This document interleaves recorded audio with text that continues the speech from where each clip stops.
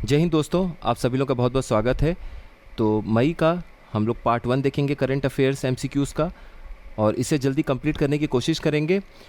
जनवरी फरवरी का जो कंबाइंड 2 महीने का करंट अफेयर के एमसीक्यूज़ हैं उसमें कुछ बचे हुए हैं, तो उनको देखेंगे। फिर टॉप 50 करंट अफेयर्स जनवरी फरवरी का, फिर मार्च अप्रैल का, फिर मई का कंप्लीट करेंगे और फिर एक साथ देखने की कोशिश करेंगे। आप लोग इस बात का ध्यान रखिएगा कि आरओ के एग्ज़ाम के लिए जनवरी से जून तक का जो करंट अफेयर है वो बहुत इंपॉर्टेंट है, क्योंकि ये जो आपके 6 महीने के करंट अफेयर हैं इसमें से आप एक्सपेक्ट कर सकते हैं कि 70 से 75% 80% तक आपके करंट अफेयर्स आने चाहिए। और उसके बाद जो आपका अगस्त से दिसंबर का टाइम है वो बहुत इंपॉर्टेंट है, वहाँ से मैक्सिमम क्वेश्चंस आपको देखने को मिलेगा। तो इसको पहले हम लोग कंप्लीट करेंगे, उसके बाद फिर हम लोग जुलाई से दिसंबर जैसे टॉपिक वाइज चल रहे हैं वैसे करेंगे, और बहुत सारे वीडियोज़ आएंगे करंट अफेयर्स के, यहाँ से आप लोगों को कोई दिक्कत नहीं होगी। चलिए स्टार्ट करते हैं। हाल ही में 16 वर्षीय विश्वनाथ कार्तिकेय यंगेस्ट इंडियन बन गए हैं। सारे के सारे 7 समिट्स को कॉन्कर करने वाले। आपको बताना है कि कौन से शहर के हैं। 16 वर्षीय विश्वनाथ कार्तिकेय सभी महाद्वीपों की जो 7 चोटियां हैं उन पर विजय प्राप्त करने वाले सबसे कम उम्र के भारतीय बन गए हैं। वे किस शहर से हैं?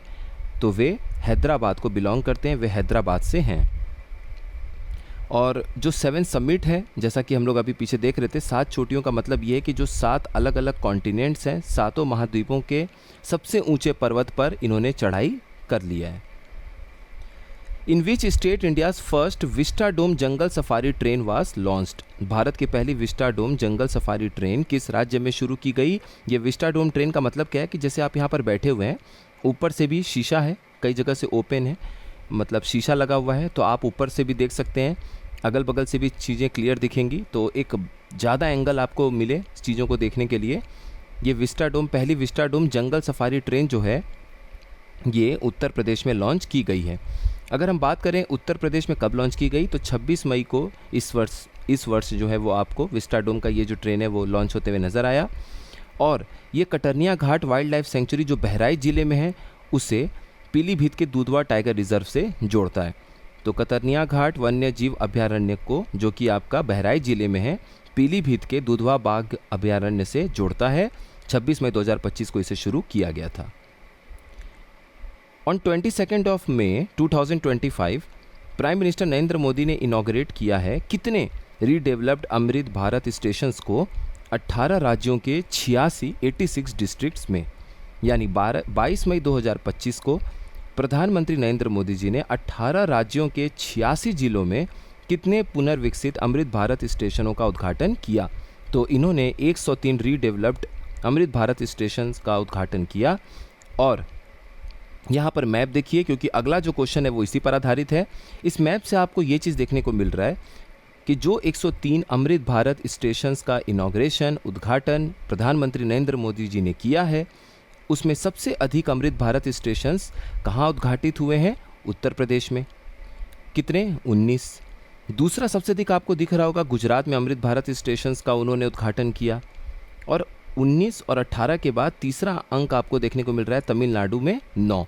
तो अगर ये क्वेश्चन हुआ कि अमृत भारत स्टेशन का जो उद्घाटन प्रधानमंत्री नरेंद्र मोदी जी ने किया है, 103 railway station, 103 Amrit Bharat station का उद्घाटन उन्होंने किया है, तो सबसे अधिक 3 राज्य कौन हैं जिनको अमृत भारत स्टेशंस मिले हैं?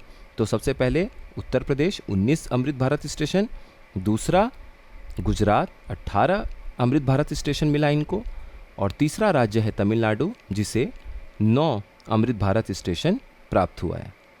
अब अगला जो क्वेश्चन है वो देखिए आपके लिए कितना आसान हो जाएगा। In which state maximum number of Amrit Bharat railway station have been inaugurated recently in May? हाल ही में मई में किस राज्य में सबसे अधिक अमृत भारत रेलवे स्टेशनों का उद्घाटन किया गया है? तो ये बी ऑप्शन हो जाएगा, उत्तर प्रदेश, जिसमें 19 अमृत भारत स्टेशंस जो हैं वो आपको देखने को मिल रहा है। सेकंड नंबर पे गुजरात है 18, और तीसरे नंबर पर हम लोगों ने अभी ऊपर पढ़ा तमिलनाडु, जिसमें 9 अमृत भारत रेलवे स्टेशंस का उद्घाटन किया गया है। Recently prime minister Modi flagged of D9 9000 HP horse power है, ये HP horse power electric locomotive from Indian railways Dahod factory, जो कि किस राज्य में स्थित है? ये आप देख सकते हैं नीचे इंजन का ये फोटो है। इस इंजन का नाम है D9 9000 हॉर्स पावर। तो हाल ही में प्रधानमंत्री मोदी जी ने भारतीय रेलवे के दाहोद में दौड़ कारखाना जो है ये गुजरात में है। और वही सवाल भी था, वहाँ पर D9 9000 ये जो हॉर्स पावर का इलेक्ट्रिक लोकोमोटिव है, इसको हरी झंडी दिखाया उन्होंने। ये गुजरात में स्थित है। और सब सवाल ये है कि क्या ये इंजन भारत का सबसे पावरफुल लोकोमोटिव इंजन है? तो इसका आंसर है नहीं। सबसे पावरफुल लोकोमोटिव इंजन जो है वो 12,000 हॉर्स पावर का WAG-12B है। उसके बाद दूसरे नंबर पर ये D9 9000 हॉर्स पावर का ये लोकोमोटिव का भी हाल ही में उद्घाटन किया गया है दौड़ से, जो कि गुजरात में फैक्ट्री स्थित है। यूनाइटेड नेशंस जनरल असेंबली ने डिक्लेयर किया है किस डेट को वर्ल्ड फुटबॉल डे के रूप में, यानी संयुक्त राष्ट्र महासभा ने किस तारीख को विश्व फुटबॉल दिवस घोषित किया है? तो विश्व फुटबॉल दिवस उन्होंने घोषित किया है 25 मई को। यहाँ पे आप डायग्राम देख सकते हैं, इस चीज़ को याद रखिएगा। अब 25 मई को क्या सोच के उन्होंने उसे डिक्लेयर किया वर्ल्ड फुटबॉल डे के रूप में?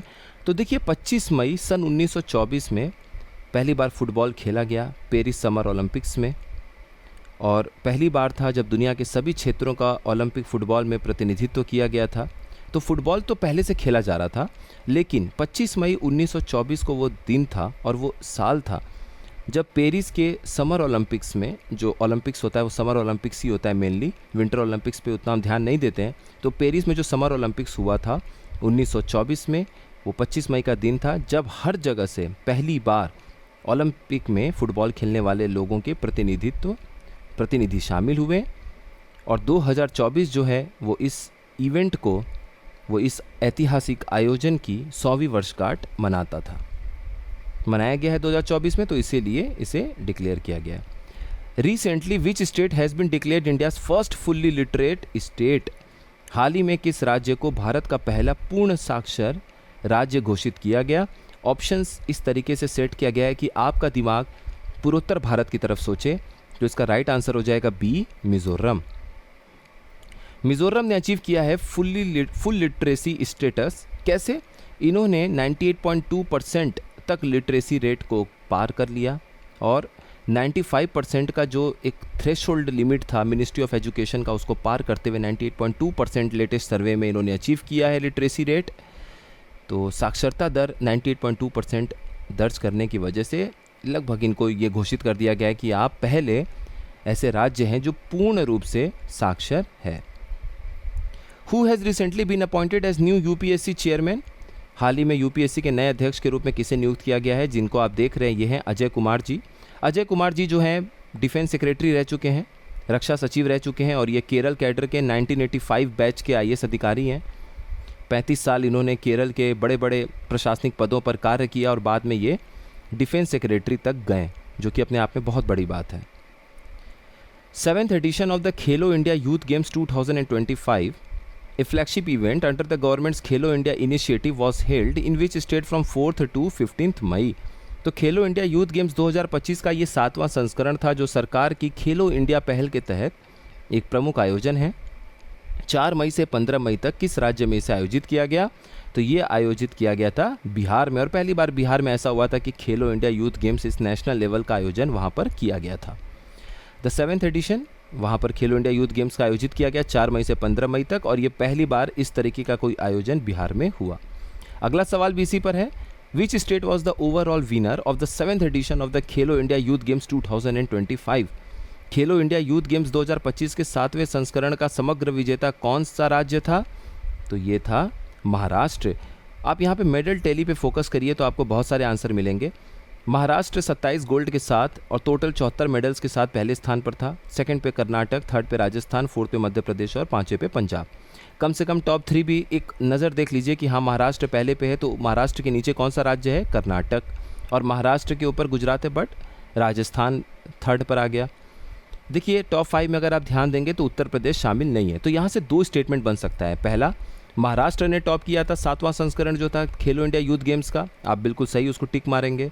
दूसरा स्टेटमेंट, उत्तर प्रदेश तीसरे, चौथे, पांचवें, कहीं पे भी वो ऑप्शन दे देंगे, या दूसरे पे था, तो उत्तर प्रदेश नहीं था। अगर वो कोई भी 2 से 5 रैंक पे उत्तर प्रदेश को रखते हैं तो ये स्टेटमेंट गलत हो जाता है। लेकिन अगर वो स्टेटमेंट उन्होंने ये दे दिया, दूसरा स्टेटमेंट, कि उत्तर प्रदेश टॉप 5 में भी नहीं था, तो वो स्टेटमेंट सही हो जाएगा। तो ध्यान दीजिएगा कि क्वेश्चन में किस तरीके से पूछ रहा है आपसे। Which state became the first state to make robotics education for class 10th students compulsory? यानी कक्षा 10 के छात्रों के लिए रोबोटिक्स शिक्षा अनिवार्य करने वाला पहला राज्य कौन सा बन गया है? तो ये राज्य अब आपका बन गया है केरल। और यहाँ पर आप देख सकते हैं बड़ा अच्छा ये डायग्राम भी है, ये कुछ 10th के ऐसे पिक्चर में बनाए गए स्टूडेंट्स हैं और इनसे रोबोट हाथ मिला रहा है। और केरल जो है वो पहला राज्य बन गया है जिसने कंपलसरी कर दिया है, अनिवार्य कर दिया है कि क्लास 10th के जो बच्चे हैं उनको आप रोबोटिक्स के कुछ चैप्टर्स को पढ़ाएंगे और वो शिक्षा सबको देंगे। India overtook which country to become world's 4th largest economy? तो हाल ही में भारत ने किस देश को पछाड़कर दुनिया की चौथी सबसे बड़ी अर्थव्यवस्था का रूप ले लिया? तो भारत ने जापान को पीछे कर लिया। इसके पहले जापान 4th लार्जेस्ट इकोनॉमी था दुनिया का, और भारत जो है जैसे ही $4 ट्रिलियन की अर्थव्यवस्था बना। ये IMF का आंकड़ा है। अभी हाल ही में 10वीं काउंसिल मीटिंग थी नीति आयोग की, तो उसी में ये नीति आयोग के CEO ने बताया है इस बात को कि IMF का आंकड़ा ये बोलता है कि भारत $4 ट्रिलियन का अर्थव्यवस्था बन चुका है, और इसी के साथ ही भारत ने जापान को पीछे छोड़ दिया है। अब भारत के आगे अगर आप इस टेबल पे ध्यान से देखेंगे तो जिसे हम अगले 3-4 साल में पीछे कर सकते हैं वो है जर्मनी। उसके बाद एक बहुत बड़ा गैप है US और चाइना का। तो सही मायने में भारत को अपनी हर एक चीज़ की तुलना US और चाइना से करनी चाहिए, चाहे वो अर्थव्यवस्था हो, चाहे वो मिलिट्री पावर हो, चाहे सब कुछ हो। हमारी फॉरेन पॉलिसी भी उनके ही इर्द गिर्द बनाई जानी चाहिए आने वाले समय में, ताकि हम और बेहतर तरीके से अपने आप को अपना आकलन कर पाएँ, अपने देश को और ज़्यादा मजबूत कर पाएँ। और ये जो गैप है वो होगा जब भारत जर्मनी को पछाड़ चुका होगा अर्थव्यवस्था में आज से 3-4 साल बाद, तो भारत $5 ट्रिलियन की इकॉनमी बना होगा। जब भारत इस चीज़ को अचीव करेगा, कम से कम 4-5 साल लगेगा इसमें, तो जब $5 ट्रिलियन भारत अचीव कर लेगा, या 5 से थोड़ा सा ऊपर जब जर्मनी पीछे हो जाएगा, तो कम से कम 4 गुना 4 टाइम्स का गैप होगा भारत और चाइना की अर्थव्यवस्था के बीच में, और लगभग 7 से 8 गुना का गैप होगा भारत और US के बीच में। अब इन गैप्स को भरने के लिए एक अच्छी सी योजना बननी चाहिए। हमारा सारा पॉलिसी चाइना पे फोकस्ड होना चाहिए, क्योंकि अगर हम चाइना को टैकल करने में कामयाब हो जाते हैं तो सारे देशों के पीछे से रहकर जो भी वो खेल करने की कोशिश करेगा, भारत पहले से उसकी तैयारी कर चुका होगा। और जब भारत की अर्थव्यवस्था बहुत तगड़ी होगी, जब भारत कभी $10 ट्रिलियन की अर्थव्यवस्था को टच कर रहा होगा या उससे भी ऊपर जा रहा होगा, तो भारत और उसके अगल बगल के अन्य पड़ोसी देशों के अर्थव्यवस्था के बीच में बहुत बड़ा गैप होगा। और न केवल अर्थव्यवस्था में बल्कि मिलिट्री पावर, अर्थव्यवस्था, टेक्नोलॉजी, सब में गैप होगा। तो फिर वो भी जो विकसित देश हैं जैसे चाइना है, उनके प्रॉक्सीज बनने से इनकार कर सकते हैं, या फिर वो बड़ा सोच समझ के अपने कदम उठाएंगे, क्योंकि दो बड़े विशालकाय और मजबूत देशों के बीच में उन्हें पॉलिसीज़ अपनी खेलनी होगी।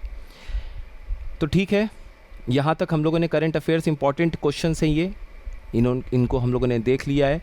2 से 3 पार्ट में हम लोग इसको अच्छे से कंप्लीट करेंगे। 2 वीडियोज़ और आएंगे मई के, और हम लोग फाइनली पूरे क्वेश्चंस को राउंड अप करके आने वाले कुछ समय के बाद, और ख़ास तौर पे जुलाई में, हम लोग सिर्फ और सिर्फ इंपॉर्टेंट क्वेश्चंस को देखेंगे। जितने ज़्यादा रिवीजन होगा उतना ज़्यादा आपको अच्छे से याद होगा। बहुत मेहनत करने की आपको अलग से ज़रूरत नहीं करनी पड़ेगी। PDF आप लोग ग्रुप में जाके ज्वाइन कर लीजिएगा, वहाँ से डाउनलोड कर लीजिएगा। आप सभी लोगों का बहुत बहुत धन्यवाद।